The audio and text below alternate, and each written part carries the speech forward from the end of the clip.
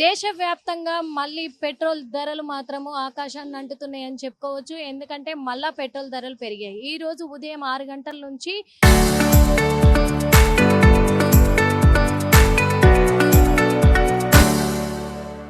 అది మళ్ళీ ప్రాసెస్‌లోకి వచ్చాయి. ఎందుకంటే మళ్ళా రూపాయి పెరగడం కూడా జరిగింది. పెట్రోల్ ధర మీద మాత్రము మొన్నటి వరకు చూసాము మనము. నిన్నటి వరకైతే రూ. 110 ఉన్న రూ. 11 ఉన్న పెట్రోల్ మాత్రం ఇప్పుడు రూ.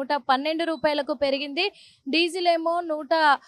100 ఉన్నది కాస్త ఇప్పుడు రూ. 102 అయింది. అంటే రూ. 101 ఉన్నది రూ. 102 అయింది.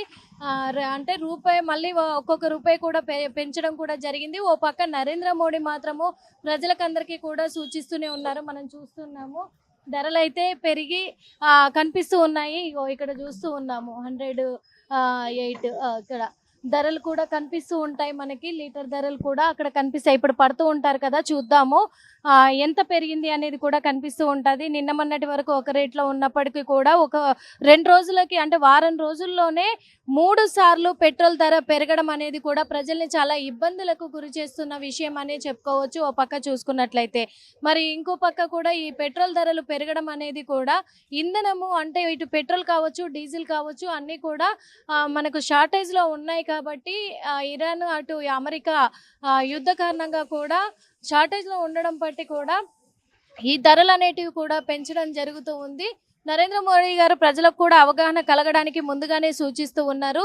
చాలా వరకు చూసుకొని జాగ్రత్తలు పాటించాలి అని చెప్పేసి. ఇప్పుడు అక్కడ చూసాం కదా 220 అయినప్పటికీ ఎంత పట్టించారు సార్ మామూలుగా? ఎన్ని లీటర్లు పట్టించారు? నేను 2.5 లీటర్ అండి. లీటర్కి ఎంత చార్జ్? ఏమో ఏటీఎం కొట్టాను. అంటే మళ్ళీ పెరిగింది పెట్రోల్ ధర. ఏమండి సామాన్య ప్రజలు పెరిగిన తర్వాత దాని అవగాహన ఎట్లుంటుంది? ఇంకా సైకిల్ కొనడమే బెటర్ దాన్ని.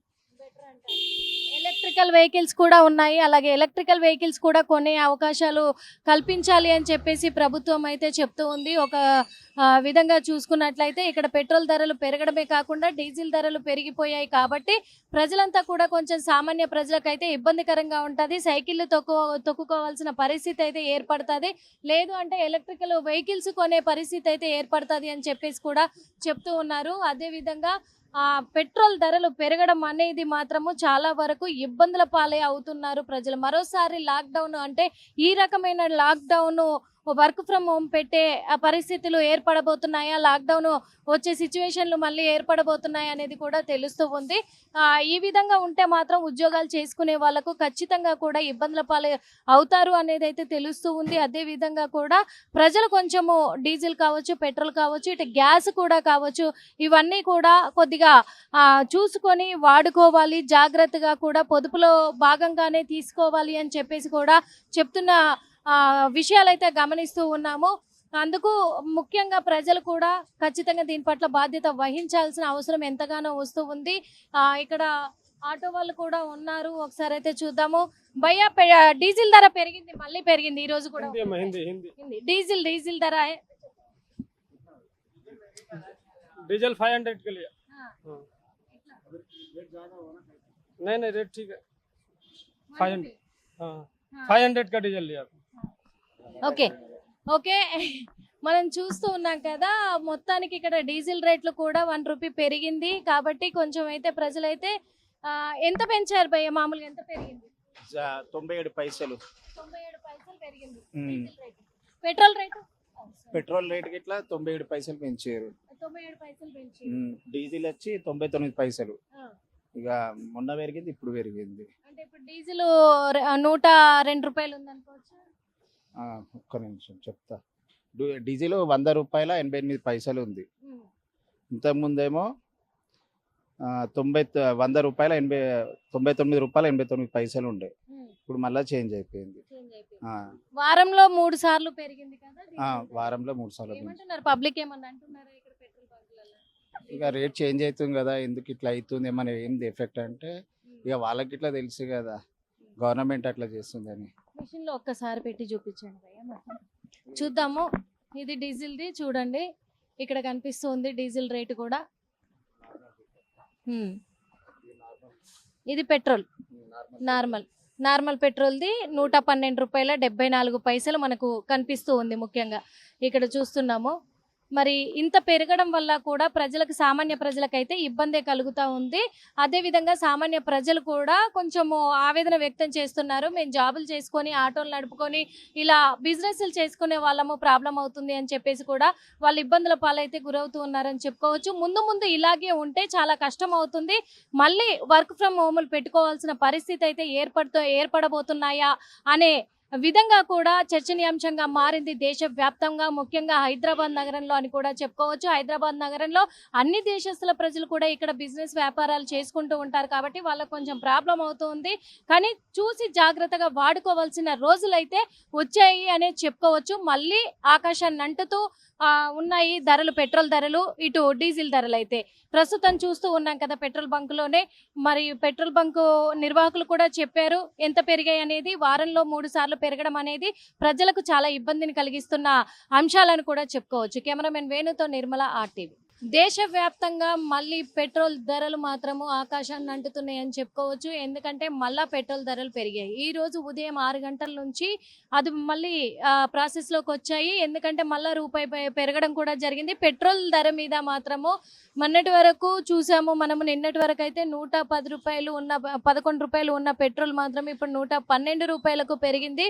డీజిల్ ఏమో 100 రూపాయలు ఉన్నది కాస్త ఇప్పుడు 102 రూపాయలు అయింది. అంటే 101 రూపాయి ఉన్నది 102 రూపాయలు అయింది. అంటే రూపాయి మళ్ళీ ఒక్కొక్క రూపాయి కూడా పెంచడం కూడా జరిగింది. ఓ పక్క నరేంద్ర మోడీ మాత్రము ప్రజలకందరికీ కూడా సూచిస్తూనే ఉన్నారు. మనం చూస్తున్నాము ధరలు అయితే పెరిగి కనిపిస్తూ ఉన్నాయి.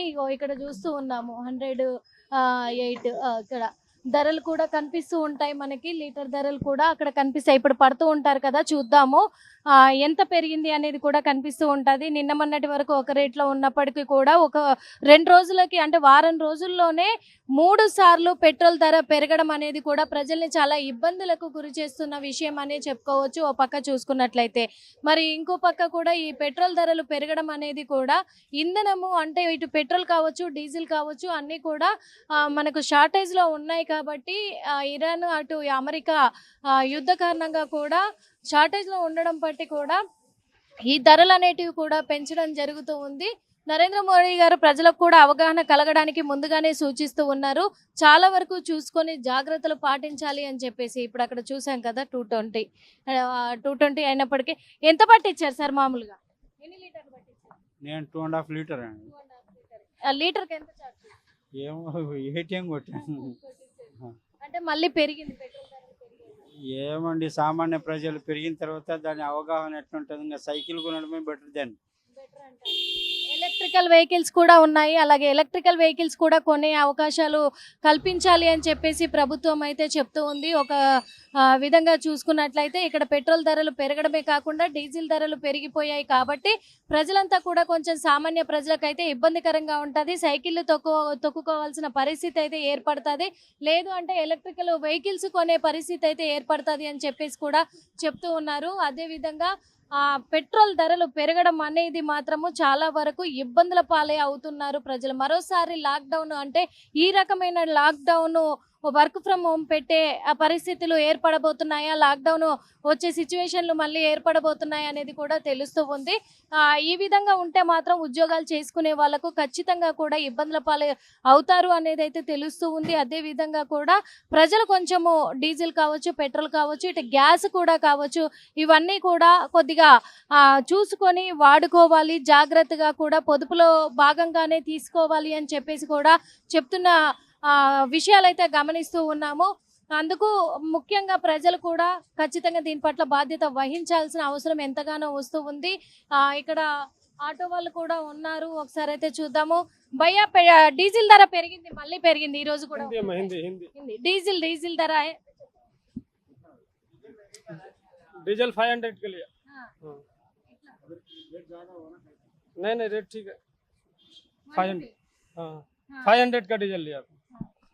ఓకే ఓకే మనం చూస్తూ ఉన్నాం కదా, మొత్తానికి ఇక్కడ డీజిల్ రేట్లు కూడా 1 రూపీ పెరిగింది కాబట్టి కొంచెం అయితే ప్రజలైతే ఎంత పెంచారు భయ్య? మామూలుగా ఎంత పెరిగింది?